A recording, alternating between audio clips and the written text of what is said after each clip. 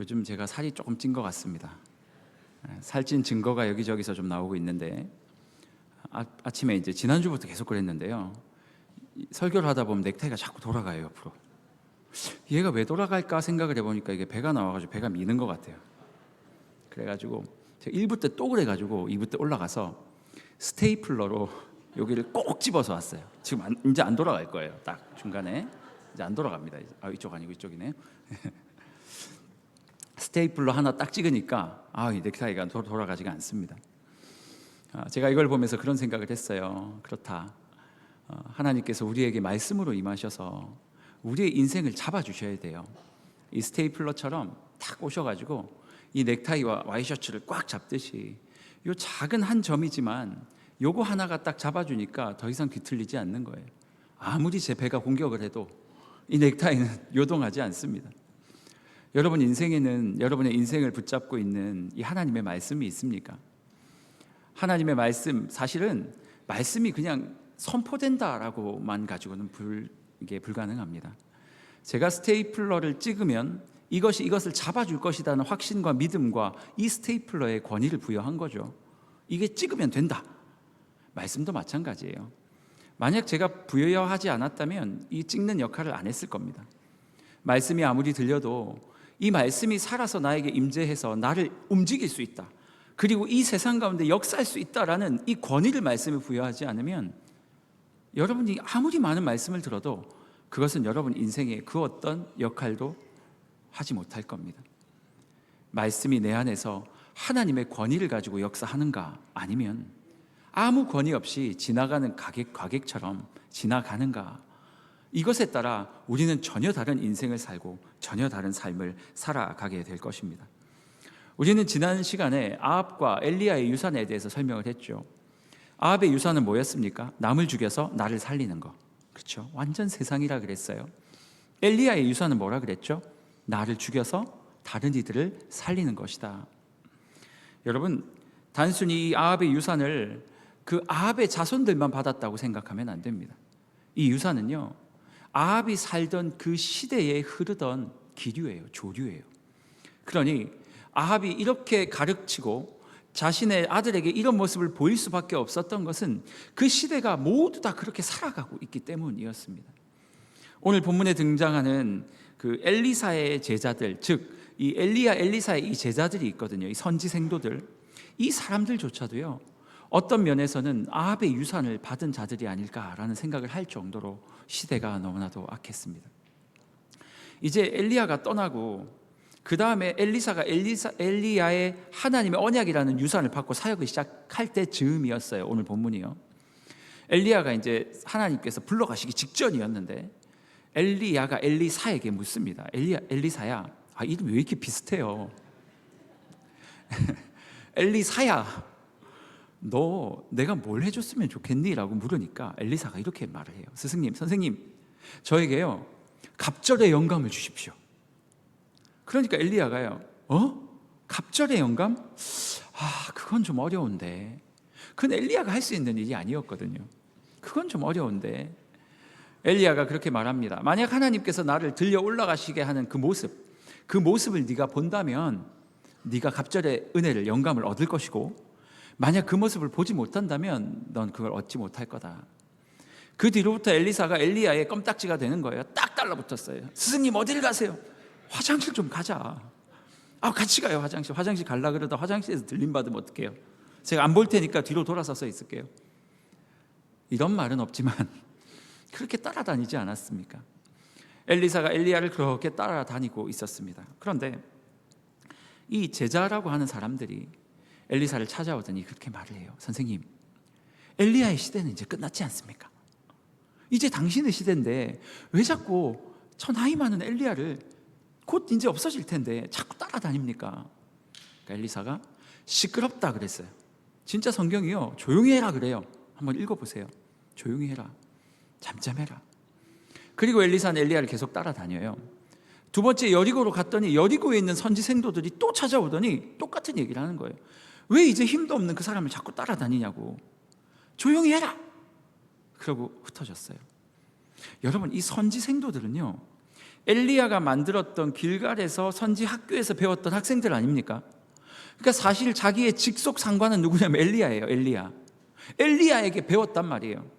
그런데 엘리야가 이제 힘이 없어진다 하니까 그 엘리야를 과감히 버리고 그 다음 권력자인 엘리사에게 달라붙었던 거예요. 여러분, 아합의 유산이 아합에 있는 후손들에게만 들어갔습니까? 그렇지 않아요. 이 시대를 살아가던 모든 자들이 아합의 유산을 갖고 살고 있었습니다. 아합이 우상을 섬기고 세상에서 모든 사람들을 죽이며 나의 유익을 찾으면 된다라고 했던 그 말도 안 되는 가르침이 이 시대 전반적으로 흐르고 있었어요. 심지어는 선지 생도들조차도 이제 나에게 도움되지 않는 이 나이 많은 나의 스승은 더 이상 내가 돌보지 않겠다는 거죠. 이것을 가지고 여기 선지자 생도들은요, 그냥 우리 일반 백성들이 아니었어요. 여러분, 선지 생도잖아요. 전도사였고 목사들이었어요. 지금으로 치자면. 그런 사람들조차도 아합의 유산을 따라 살아가던 시대, 그 시대를 살아갔던 것이 엘리사였어요. 엘리사가 왜 이렇게 갑절의 영감을 집중했는 줄 아세요? 제가 이상했어요. 왜 이렇게 2배나 받으려고 그랬을까? 엘리사 참 욕심도 많다. 그랬는데요, 오늘 성경을 보니까 이렇게 이야기를 합니다. 엘리사의 시대가 엘리야의 시대보다 2배는 더 악한 시대였다라고 성경은 우리에게 말을 합니다. 열왕기하 8장 1절에 보니까 엘리사가 수넴 여인 아시죠? 수넴 여인을 만나서 이렇게 말하는 장면이 있어요. 수넴 여인에게 엘리사가 말을 하는데 앞으로 7년간 극심한 가뭄이 있을 거다. 그러니까 여인이요, 그 가뭄을 피할 수 있는 곳으로 떠나라. 목사님, 7년간 가뭄이 있는 게 왜요? 신기하게도요, 엘리야 시대 때도 가뭄이 있었는데 정확하게 엘리야 시대 때 가뭄은 몇 년 몇 개월이었습니까? 3년 6개월. 지금 엘리사 시대의 가뭄은 몇 년이라고요? 7년. 정확하게 2배죠. 이 이야기만 그런 것이 아니라 성경을 한번 잘 읽어보셔요. 엘리야의 시대가 너무나도 악하고 악했지만 엘리사가 살던 시대는요, 그 시대보다 2배는 더 악한 시대였습니다. 그러니 엘리사가, 스승님, 당신이 나에게 준 이 하나님의 언약 말입니다. 이 언약을 내가 이루며 살아가기 위해서는 갑절의 영감이 필요합니다. 당신이 가지고 있었던 그 능력 대단한 거 내가 알지만 그것으로 이겨낼 수 없는 시대입니다. 그러니 나에게 갑절의 영감을 허락해 주십시오. 여러분 어떻습니까? 우리가 사는 시대가 그렇지 않아요? 우리가 사는 시대는 우리 이전 선배님들의 시대보다 제 생각에는요, 갑절 이상 악해진 시대를 살아가고 있습니다. 더 이상 아이들이 하나님의 말씀에 집중하도록 놔두질 않아요. 요즘 아이들 숏폼, 또 뭐예요? 그 유튜브 안에 있는 거 쇼츠, 10초, 15초 영상, 거기에 가끔 저도 나오죠. 10초, 15초짜리 영상이요, 끊임없이 아이들을 자극하면서 뇌를 점점 망가뜨린대요. 그래서 긴 글을 읽을 수가 없대요. 성경 엄청 길잖아요. 성경을 볼 수가 없는 시대가 되어버렸어요. 오직 하나님의 말씀의 권위가 임해야만, 그 말씀으로 말미암아 우리가 무엇이 진리인지를 알고 살아갈 텐데 그것을 접근할 수조차 없는 것이 이 시대의 삶 아닙니까? 엘리야가 부활이 아니라 승천을 하고 엘리사에게 제자들이 찾아와요. 제자들이 찾아오더니 이렇게 말을 합니다. 16절, 2장 16절 같이 한번 읽어볼까요? 시작. 그에게 이르되 당신의 종들에게 용감한 50명이 있으니 청하건대 그들이 가서 당신의 주인을 찾게 하소서. 염려하건대 여호와의 성령이 그를 들고 가다가 어느 산에나 어느 골짜기에 던지셨을까 하나이다 하니라. 엘리사가 이르되 보내지 말라 하나. 하나님의 말씀을 듣지 못했는지 그 오랫동안 하나님의 말씀을 듣는 지도자와 함께 살았음에도 불구하고 이 제자들이 찾아오더니 엘리사에게 그렇게 말해요. 선생님, 우리에게 용감한 사람 50명이 있으니 이들을 보내서 엘리야의 시체를 찾을 수 있도록 허락해 주십시오. 여러분 어떻게 들리세요? 엘리야의 시체를 찾게 허락해 주세요. 이 단어 어떻게 들리십니까? 시체 찾을 수 있습니까? 그걸 왜 나한테 물어봐요? 그래서 제가 대답할 거예요. 시체 찾을 수 없죠. 왜요? 엘리야는 어떻게 죽었어요? 안 죽었잖아요. 어디로 갔습니까? 하나님께로 들려 올라갔잖아요. 하나님께서 말씀하셨거든요. 내 종 엘리야를 내가 죽지 않게 들려 올라가지고 데리고 가겠다. 제자들도 알았고 엘리사도 알았고 엘리야도 알았어요. 그런데 그 엘리야가 보이지 않으면, 엘리야가 하나님께 들려 올라갔다 이야기를 들었으면 이 선지생도들이 어떻게 생각해야 됩니까? 하나님 말씀이 이루어졌구나 이렇게 생각해야죠. 엘리사를 찾아오더니 뭐라고 말하냐면 스승님의 시체 찾겠다는 거예요. 우리에게는 용감한 자 50명이 있대요. 보내겠대요. 엘리사가 뭐라고 말합니까? 엘리사가 이르되 보내지 말라, 가지 마라. 왜냐하면 하나님께서 들어서 데리고 올라갔다고 성경이 말했고 하나님이 말씀하셨지 않냐. 더 이상 올라가지 마라, 찾지 마라. 근데 이 제자들이요, 아니래요. 찾겠대요. 기어코 찾겠대요. 오늘 본문 17절에 그렇게 말해요. 제가 읽어드릴게요. 17절. 무리가 그로 부끄러워하도록 강청함에 보내라 한지라. 그들이 50명을 보냈는데 사흘 동안 발견을 못했다. 무리가요, 그로 부끄러워할 만큼 강청했대요. 이 말은 무슨 말이냐면요, 원어의 뉘앙스를 보면 사람들이 한 사람을 이렇게 둘러싸고요, 수많은 사람들이 그 이야기를 들을 때마다 요구했다는 거예요. 들을 때까지.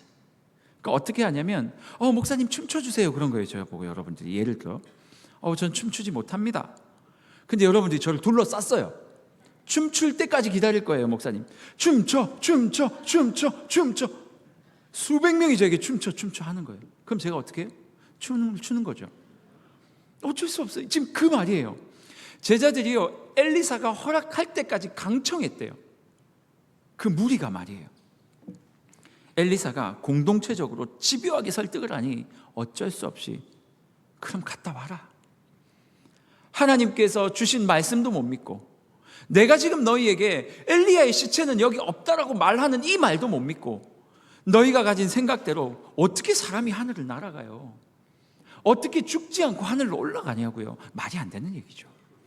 사실 이 제자들의 이성이 훨씬 더 현명했어요. 말이 안 되는 얘기니까. 그런데 말씀이 올라갔다고 하니까 엘리사는 그 말씀을 믿었고요, 물론 눈으로 봤지만, 그리고 이 제자들은 그 초현실적인 그 말씀, 나는 그거 못 믿겠다는 거죠. 내 이성적으로 그건 이해가 되지 않으니까. 그래서 내 이 이성이 합당하게 용납되도록 내가 찾아보겠다는 거예요. 내가 다 찾아보고 없으면 믿을게. 엘리사가 그렇게 막았는데 끝까지 갔어요. 어떻게 됐습니까? 찾았습니까? 못 찾았죠. 찾을 수가 없죠. 하나님이 데려가셨는데, 하나님 말씀이 이 땅 가운데 이루어졌는데 어떻게 찾습니까? 성경을 보는데요, 자꾸 이 50이라는 숫자가 자꾸 보여요. 아하시야가 엘리야를 잡으러 갈 때도 50명을 보냈고, 또 50명, 또 50명. 오늘 엘리야의 시체를 찾겠다고 엘리사가 또 50명을 보냈고, 또 50명이라는 이야기가 나오고. 왜 자꾸 50이라는 숫자가 강조될까? 제가 막 찾아봤는데요, 명확하게 말하는 학자는 없지만 어떤 학자가 이런 얘기를 해요. 이 50이라는 숫자는요, 굉장히 그 공동체에 권위를 줄 수 있는 숫자래요. 그래서 이 50명이 가서 뭔가를 한다는 거는 분명한 거예요. 확실한 거예요. 그러니 오늘 엘리사의 제자들이 50명을 보내겠다는 거예요. 엘리야의 시체가 있다면 있는 것을 확실하게 확인하는 공원, 증인이 되고, 없다면 없는 것의 증인이 되는 숫자를 보낸 거죠. 참 신기하죠. 사실 성경에서 증인할 때는 2명만 보내면 되거든요. 하나님께서 우리에게 가르쳐 주신 증인은 2명이었어요. 그래서 여러분, 이후의 성경을 쭉 살펴보면요, 무슨 일이 있을 때마다 2명의 증인을 세우고요, 선지자들은 사람을 세울 수 없을 때는 하늘과 땅이라는 증인도 세웠어요. 복음을 증거하러 나아갈 때는요, 2 사람이 함께 다녔어요. 이거는요, 민망해서 같이 다닌 거 아닙니다, 여러분. 내가 복음을 이 사람에게 전했다라는 증인이 되라는 거예요. 그래서 마지막 날 심판대 앞에서 하나님께 저는 복음을 들은 적이 없는데요 하면 그 증인이 나오는 거예요. 넌 들은 적이 있다. 성경에서 말하고 있는 증인을 세우지 않고 지금 아합이 하고 있는 그 방식대로 증인을 또 보낸 거예요. 비록 선지생도들, 우리로 따지면 신학생들이었지만 그들조차도 하나님의 말씀을 믿지 못했고, 하나님의 말씀을 자신의 인생의 최고의 권위로 삼지 못했어요. 하나님을 권위로 삼지 못하니 당연히 나의 스승이 하는 이야기는 그냥 한 귀로 듣고 한 귀로 흘리는 거죠. 아니, 하나님도 안 믿는데 무슨 스승의 말을 믿어요. 아무런 권위도 세워지지 않는 시대, 그 시대가 바로 엘리사가 살던 시대였습니다. 온전히 자신의 생각과 이성으로만 모든 것을 판단하는 시대 말입니다. 우리의 시대도 똑같지 않습니까? 여러분의 최고의 권위는 뭡니까? 아니, 이 시대에는 권위라는 것 자체가 존재합니까? 하나님께서만 이 시대의 유일한 권위시거든요. 하나님의 말씀은 반드시 이루어지고 주님께서 하겠다 하시는 일은 그냥 되는 거예요. 이게 하나님의 권위예요. 말씀의 권위. 이것을 하나님께서 누구에게 주시냐면 똑같이 이 말씀의 권위를 믿는 자에게 허락하셔요. 그래서 여러분에게 주신 거예요. 그리고 그 권위는 또 어디로 흘러가냐면 나를 통해 내 자녀들에게, 내 다음 세대들에게 흘러가는 거거든요. 그런데 이 권위의 시작점인 파이프라인, 하나님을 믿지 못하고 말씀을 믿지 못하면 우리도 당연히 아무 권위가 없는 존재들이에요. 우리는 하나님의 말씀에 빌붙어서야만 권위를 갖게 되는 사람들이니까요. 여러분 생각해 보세요. 여기 목사가 있는데 여러분들이 저에게 목사님 하시는 이유가 뭐예요?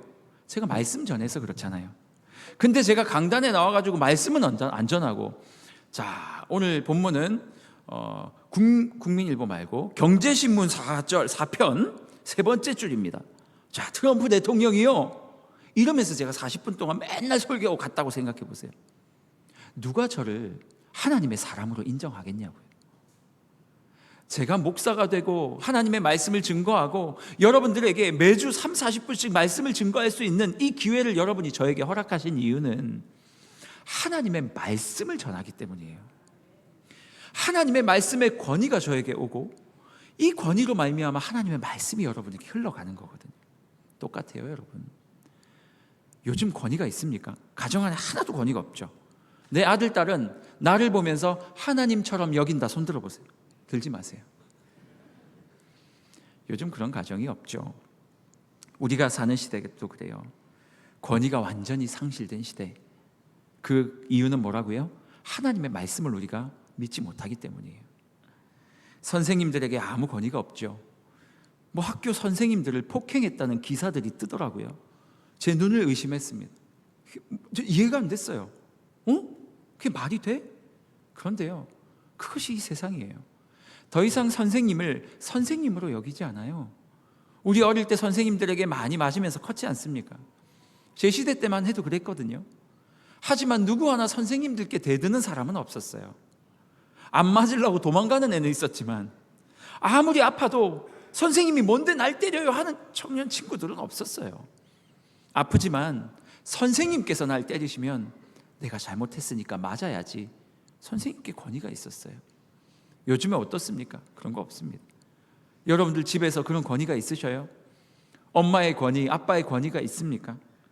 부부 사이는 어떠셔요? 우리 교역자들과 또한 이 교회 안에서의 권위는 어때요? 제가 처음에 이제 그때 간사였나 전도사였던 것 같은데 한 교회에 이제 20대 때 사역을 하러 갔어요. 20대 후반에. 근데 한 집사님께서 이렇게 오시더니 제 어깨에 손을 이렇게 턱 얹으셔요. 구수한 경상도 사투리로 내가 나이가 많으니까 말라도 되제 그러시더라고요. 그래서 제가 뭐 전도사 처음 해보는데 저 어떻게 알아요? 말라도 되나? 뭐 그럼 당연히 나이가 많으시니까 말라야지 우물쭈물하고 있는데 옆에 있던 목사님 한 분이 오시더니 집사님, 지금 무슨 말씀하셔요? 그러면 안 되죠. 집사님이 뭐 그냥 해본 말입니다 그러고 가셨어요. 저 경상도 사투리를 왜 이렇게 잘하죠? 신기하네. 서울 사람인데. 뭐 그러고 가셨어요. 여러분, 나이 어린 전도사님이지만 여러분이 막 함부로 하면 안 되는 이유가 뭐 때문인 줄 아세요? 그분의 입술에서 하나님의 말씀이 흘러나오기 때문이에요. 내가 그분에게 가서 야, 너 내 후배지?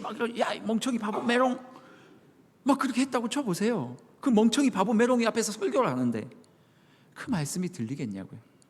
나보다 한참 어리고 인생의 연륜도 없고 아무것도 모르는, 나보다 학벌도 낮고 나보다 돈도 없고 나보다 키도 작고 몸무게도 많은 그 사람이 내 앞에서 사실 우리가 뭐 보잘것 있습니까? 사역자들이. 여러분들과 학벌 대결 한번 해볼까요? 무슨 그게 되겠냐고요. 여러분들보다 지식이 많습니까? 뭐 인격이 훌륭합니까? 아무것도 없잖아요. 하나님 없으면 저희는 깡통이에요. 그럼에도 불구하고 그들을 존중하고 권위를 부여하는 이유가 뭐예요? 하나님의 말씀이 우리를 통해 흘러가기 때문이거든요. 가정도 학교도 마찬가지예요. 아버지를 통해 하나님의 말씀이 흘러가고 그 말씀으로 말미암아 아버지가 존중받고 존경받는 거거든요. 그런데 여러분, 이 권위가 우리 안에 없는 이유가 뭐냐면 우리가 하나님의 말씀을 그렇게 잘 믿지 못하기 때문이에요. 하나님의 말씀을 최고의 권위로 두지 못하니까 그 모습을 보며 아이들이 우리를 존경하지 못하는 거 아니겠습니까? 오직 이 시대의 권위는 이성과 물질밖에 없으니까 말입니다. 성경은요, 권위를 이렇게 말하고 있어요. 마태복음 28장 18절에 보면 이런 말씀이 있습니다. 예수께서 나와 말씀하여 이르시되 하늘과 땅의 모든 권세를 너에게 주셨다. 그 이유 말씀을 쭉 한번 읽어보셔요. 하나님께서 권세를 왜 주셨어요? 이 권위를 왜 주셨어요? 이 권세가요, 우리가 말하는 권위와 상당히 닮아있는 단어거든요. 하나밖에 없어요. 하나님의 말씀을 이 땅 가운데 지키며 하나님의 꿈을 이루어 살게 하기 위해 하나님께서 권세를 주신 거예요. 권위를 주신 거예요. 그런데 내가 하나님의 말씀을 지키며 살지 않겠다 결심하면 권위가 있습니까? 없습니까? 없는 거예요. 세상만 따라가겠다 결심하면 권세가 없는 겁니다. 오직 내가 하나님의 말씀을 듣고 그 말씀대로 살겠다 발버둥 치는 사람에게 주어지는 것이 권세고 권위고, 그렇게 살아가는 엄마 아빠를 볼 때에야 비로소 이 아이들이 엄마 아빠를 보면서 하나님처럼 여기는 거거든요. 여러분에게는 그 권위가 권세가 있습니까? 그런데요, 이 시대는 절대 그런 것들이 용납되지 않죠.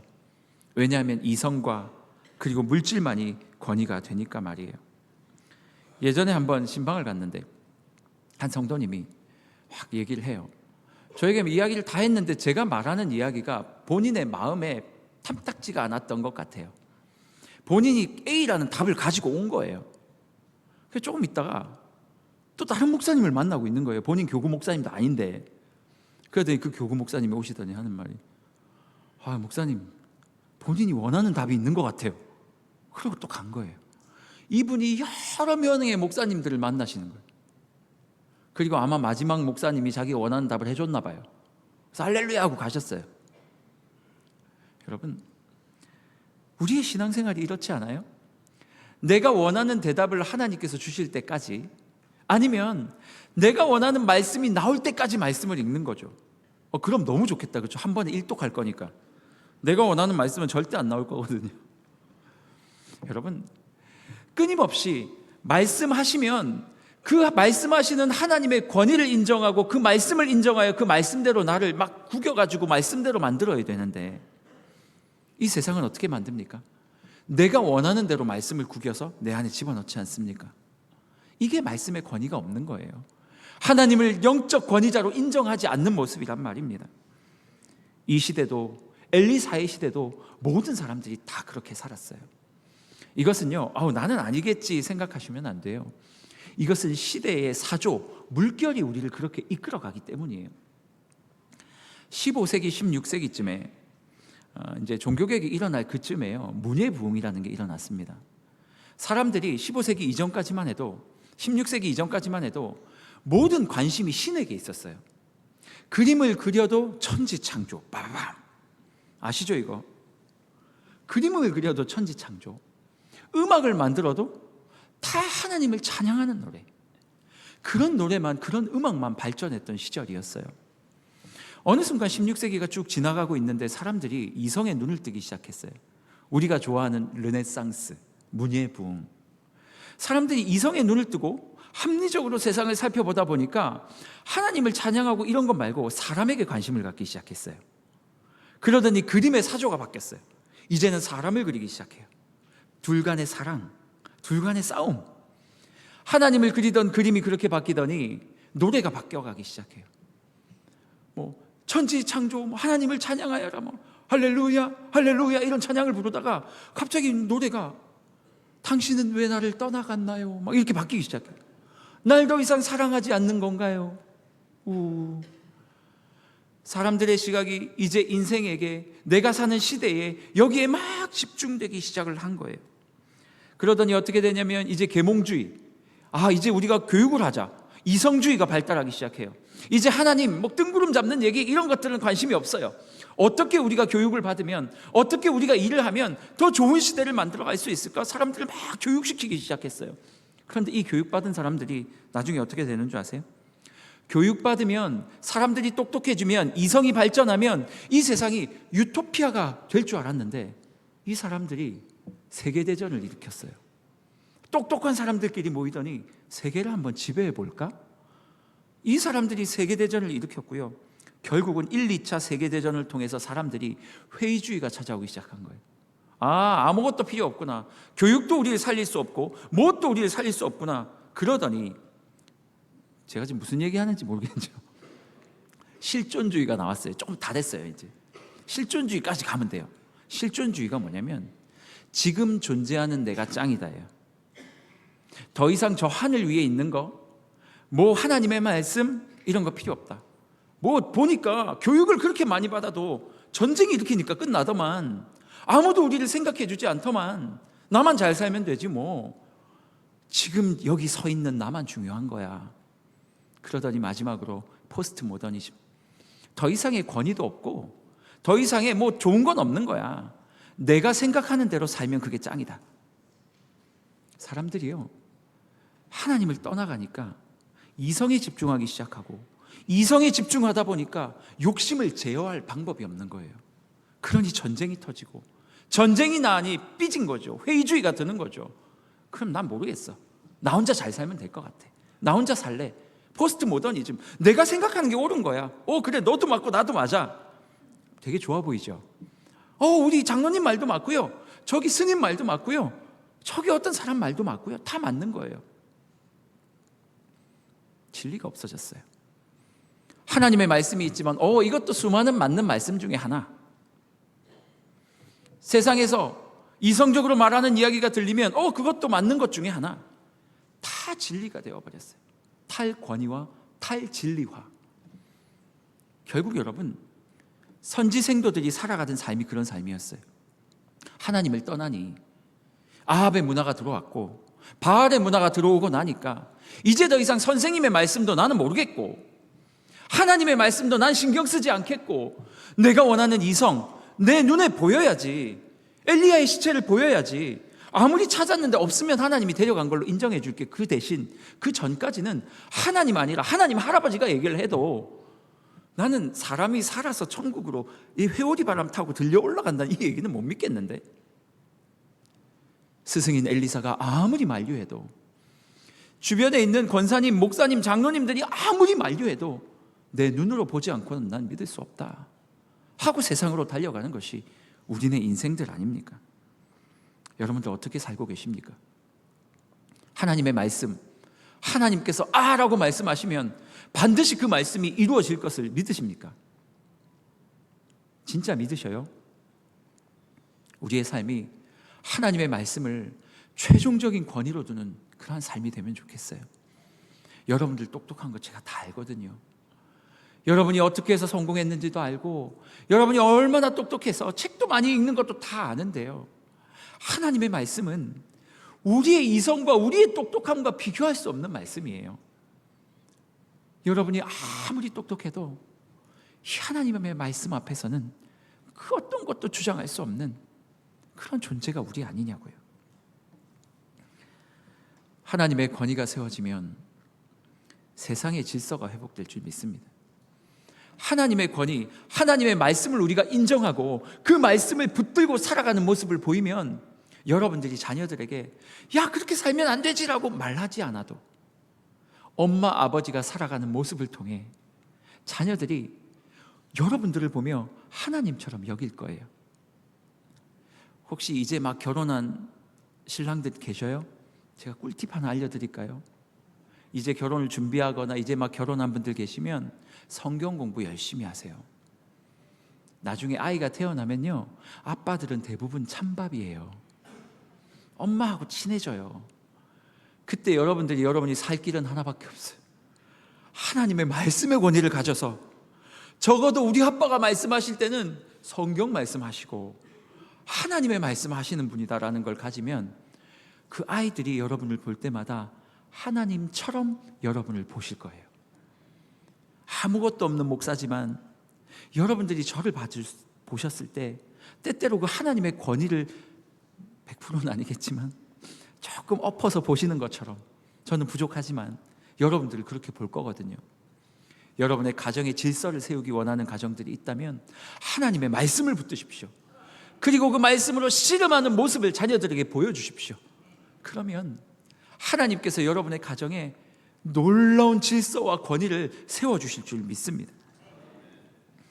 엘리사가 이것 때문에 엘리야에게 간구했던 거예요. 선생님, 하나님의 말씀의 권위가 완전히 사라진 이 시대, 제자들이 엘리야가 아직 들림받기 전에도 엘리사에게 찾아와서 이제 다 된 사람이니까 밀어내십시오라고 얘기했던 이 어처구니 없는, 엘리사님 왜 다 끝난 사람인데 쫓아다녀요? 라고 얘기할 수밖에 없는 그 정도 수준밖에 안 됐던 그때 당시 신학생들, 성도님들, 그런 사람들을 봤던 엘리사가 얼마나 마음이 힘들었겠냐고요. 그래서 그가 구한 게 뭐라고요? 갑절의 영감. 이 악한 시대에 하나님의 말씀으로 말미암아 하나님께서 주셨던 사명을 이루기 위해 갑절의 영감, 오늘 말씀으로 비추어 보면 하나님께서 허락하신 권위, 이 말씀을 붙드는 삶, 이것들 요구했던 것 아니냐고요. 우리 같이 한번 좀 찬양했으면 좋겠어요. 우리 말씀 앞에서라는 찬양을 하면서 이 찬양의 후렴이 이렇게 말하고 있어요. 하나님 말씀에 두려워 떠는 자. 여러분, 하나님 말씀 때문에 두려워 떨어 보셨어요? 진짜 말씀이 너무 감사한데 그 말씀이 무서워서 떨어본 적 계세요? 그 경험이 있어야 됩니다. 하나님의 말씀은 우리의 삶을 주관하시고 우리에게 권위로 다가오시는데 그 말씀은 두려운 거예요.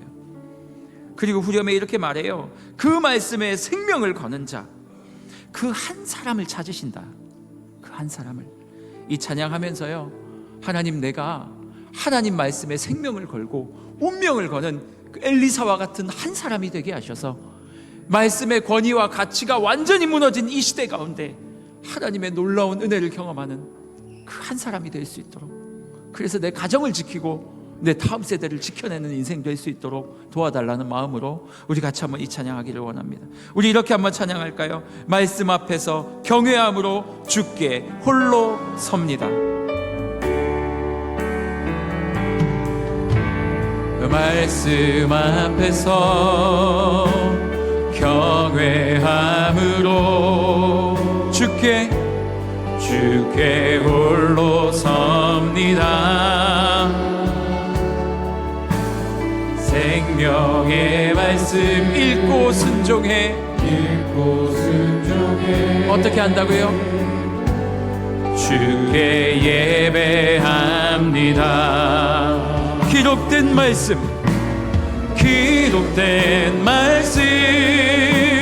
힘이 있어서 진리로 우리 거룩해 하며, 거룩한 말씀 세세 영원히 복음이 되어 말씀하시되 하나님 말씀에 두려워 떠는 자, 그 말씀에 생명을 거는 자, 그 한 사람 찾으시는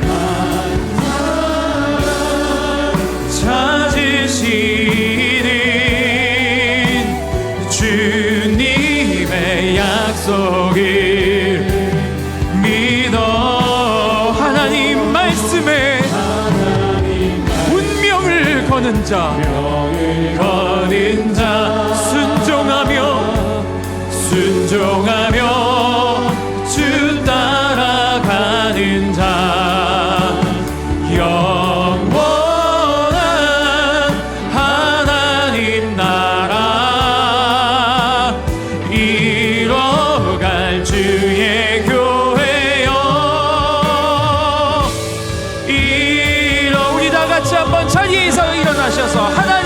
말씀에 하나님 말씀에 두려워 떠는 자, 그 말씀에 생명을 거는 자, 생명을 거는 자, 한 사람 찾으시는 주님의 약속을 믿어. 하나님 말씀에 뭐를 한다고요? 운명을 거는 자, 순종하며 주 따라가는 자,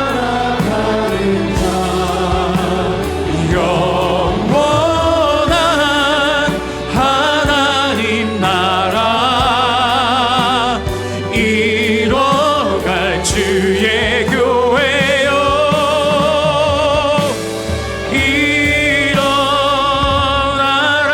일어나라. 우리 같이 한번